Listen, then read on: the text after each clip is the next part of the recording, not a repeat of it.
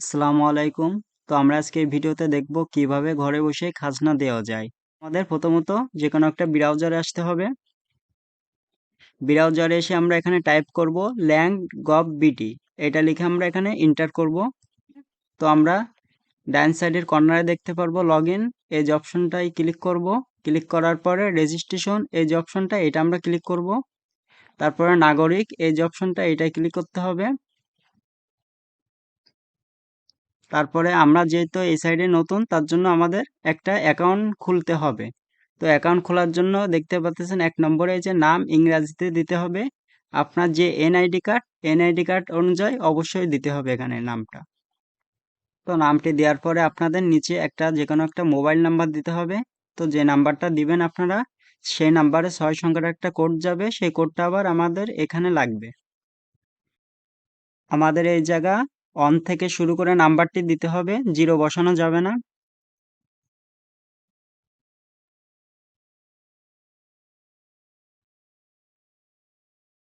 নাম্বারটি দেওয়ার পরে দেখতে পাচ্ছেন আমাদের সামনে একটা ক্যাপচা শো করতেছে, এই ক্যাপচাটা আমাদের নিচে টাইপ করে দিতে হবে। তো আপনাদের সামনে যে ক্যাপচাটা শো হবে আপনারা সেটা টাইপ করে দিবেন।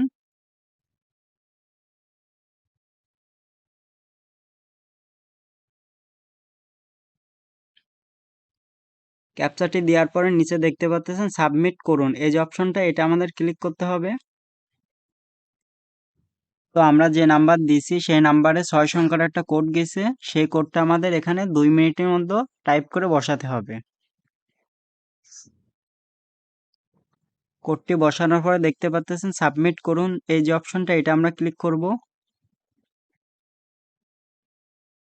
হ্যাঁ, তো আমাদের সামনে এরকম একটা অপশন আসবে, এখানে আমাদের একটা পাসওয়ার্ড তৈরি করতে হবে। আমাদের পাসওয়ার্ডটি এইভাবে তৈরি করতে হবে।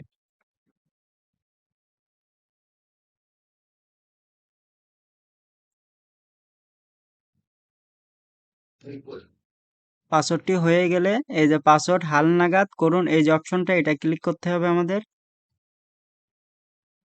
তো আমাদের এখানে এই যে অপশনটা এইটা ক্লিক করতে হবে। ক্লিক করার পর দেখতে পাচ্ছেন আমার প্রোফাইল, এই জায়গায় ক্লিক করতে হবে আমাদের। ক্লিক করার পর আমরা যে এনআইডি কার্ডের নাম দিছিলাম সেই এনআইডি কার্ডটা আমাদের এখানে ভেরিফাই করতে হবে।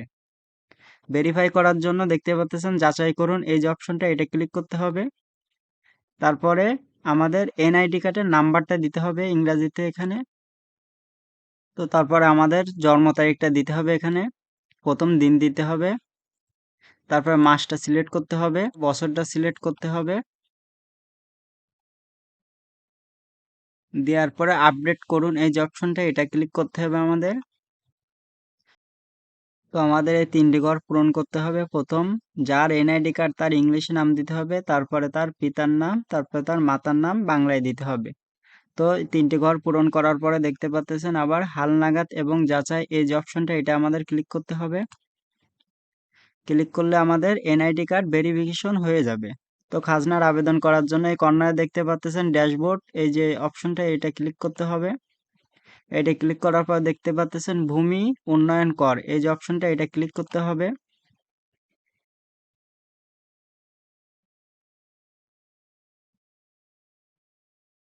হ্যাঁ, আমাদের সামনে এরকম একটা ইন্টারফেস শো হবে। তারপরে এই যে খতিয়ান এই যে অপশনটা এটা ক্লিক করতে হবে আমাদের। এখান থেকে আমাদের দেখতে পাচ্ছেন এই যে নতুন খতিয়ান তথ্য প্রদান করতে ক্লিক করুন এই যে অপশনটা এটা আমাদের ক্লিক করতে হবে। এটা ক্লিক করার পরে আমাদের প্রথমত আমাদের যে বিভাগটা হবে সেই বিভাগটা সিলেক্ট করতে হবে। তারপর জেলাটা দিতে হবে। তারপরে উপজেলাটা সিলেক্ট করতে হবে।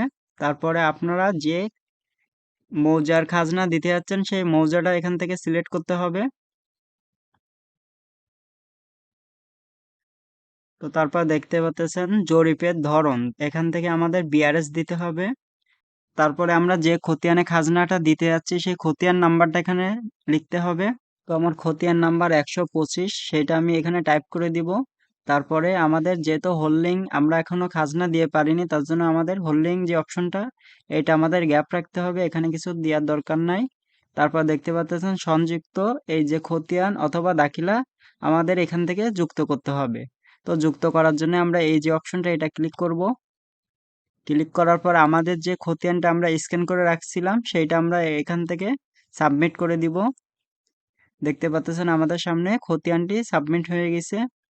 তো তারপরে দেখতে পাচ্ছেন এখানে মালিকের ধরন, এখানে আছে দুইটা অপশন, নিজ মালিকানা আর উত্তরাধিকার মালিকানা। তো আমার যেহেতু নিজের জমি, তার জন্য আমি এখানে নিজ সিলেক্ট করব। নিজ সিলেক্ট করার পরে এই যে অপশনটা, এটা আমরা ক্লিক করব। মাইনালি, হ্যাঁ, তো দেখতে পাচ্ছেন আমাদের যে খতিয়ানটা আমরা যোগ করছি সেটা অলরেডি যোগ হয়ে গেছে। তো দেখতে পাচ্ছেন এখানে অপেক্ষামান, আমরা যেহেতু আজকে যোগ করছি, কালকের মধ্যে ওনারা অনুমোদন দিয়ে দেবে। অনুমোদন দিয়ে দিলেই আমরা এখান থেকে খাজনা দিতে পারবো। ক্রমে আসতে হবে, ক্রমে এসে আমরা লিখবো আবার ল্যান্ড গভ বিটি, এটা লিখে সার্চ দেব। সার্চ দেওয়ার পরে আবার লগ ইন করবো। লগ ইন করার জন্য উপরে লগ ইন অপশন পেয়ে যাব, এখান থেকে আমাদের লগ ইন করতে হবে। তো আমাদের রেজিস্ট্রেশন করার সময় যে নাম্বারটা দিয়েছিলাম সেই নাম্বারটা দিতে হবে। তার নিচে পাসওয়ার্ডের জায়গায় আমরা যে পাসওয়ার্ড দিয়েছিলাম সেই পাসওয়ার্ডটা দিতে হবে। দেওয়ার পরে এই ক্যাপচাটা পূরণ করে আমরা লগ ইনে ক্লিক করব। ক্লিক করলে আমাদের সামনে এরকম একটা ইন্টারফেস শো হবে। আমরা এই যে 3 নম্বর হোল্ডিং তালিকা, এই অপশনটা ক্লিক করব। আমরা যে খতিয়ানগুলো যোগ করছি সেই খতিয়ানগুলো শো হবে। তো আমরা যে খতিয়ানের খাজনাটা দিতে যাচ্ছি সেই খতিয়ানের সাইডে দেখতে পাচ্ছেন চকের মতন আইকন, এই যে অপশনটা, এটা আমাদের ক্লিক করতে হবে।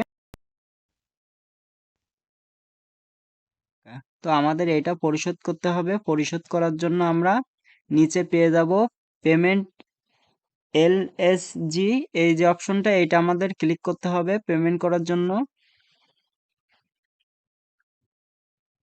তারপরে আমরা দুটো অপশন পাবো পেমেন্ট করার জন্য, দেখতে পাচ্ছেন বাতিল করুন, ই পেমেন্ট করুন। তো আমরা যেহেতু পেমেন্ট করব তার জন্য ই পেমেন্টে ক্লিক করব।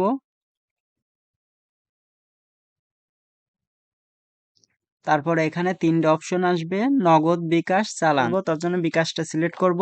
বিকাশটা সিলেক্ট করার পরে পরবর্তী যে অপশনটা, এটা আমরা ক্লিক করব।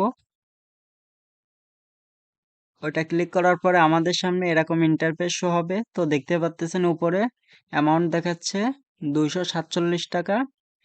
তারপর নিচে দেখাচ্ছে ইওর বিকাশ অ্যাকাউন্ট নাম্বার। তো আমরা যে বিকাশের মাধ্যমে টাকাটা পেড করতে যাচ্ছি সেই বিকাশ নাম্বারটা এখানে আমাদের দিতে হবে। আপনাদের যে নাম্বারটা হবে আপনারা সেটা দিয়ে দিবেন। নাম্বারটি দেওয়ার পরে নিচে দেখতে পাচ্ছেন কনফার্ম, এই যে অপশনটা, এটা ক্লিক করতে হবে আমাদের। তারপর আমরা যে নাম্বারটা দিছি সেই নাম্বারে 6 সংখ্যার একটা কোড যাবে, সেই কোডটা এখানে বসাতে হবে। কোডটি দেওয়া হয়ে গেলে আবার কনফার্মে ক্লিক করতে হবে। তারপরে আমাদের বিকাশের যে পিন নাম্বারটা সেই পিন নাম্বারটা এখানে দিতে হবে। পিন নাম্বারটি দেওয়া হয়ে গেলে আবার কনফার্মে ক্লিক করতে হবে।